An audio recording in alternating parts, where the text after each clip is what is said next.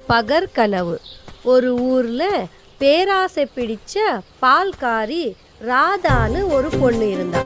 தினமும் அவ வீட்டில இருந்து பானையில் பால் எடுத்துக்கிட்டு பக்கத்து கிராமத்திற்கு போய் வித்துட்டு வருவது அவ பழக்கம். ஒரு நாள் ராதா பால் பானையை தலையில் வச்சுக்கிட்டு கிராமத்திற்கு போகும்போது, நான் சீக்கிரமா பணக்காரி ஆகணும்னு யோசிச்சுக்கிட்டு பகற்கனவு கண்டுட்டு நடந்துட்டு போனான்.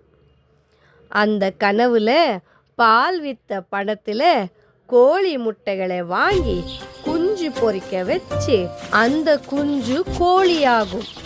அந்த கோழிகள் முட்டை போடும், அது குஞ்சு பொரிக்கும்.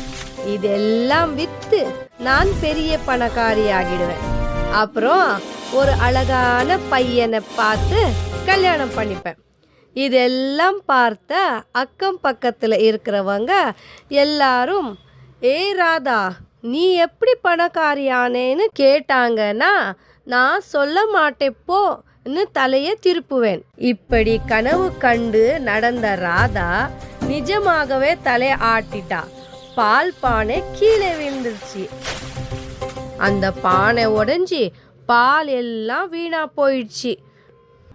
அதை பார்த்த ராதா, கனவு காணாமல் இருந்திருந்தால் நஷ்டம் ஏற்படாமல் இருந்திருக்கும். பேராசை பெரும் நஷ்டம் என்று யோசிச்சுக்கிட்டே நின்னான். லைக் பண்ணுங்க, ஷேர் பண்ணுங்க, சப்ஸ்கிரைப் பண்ணுங்க.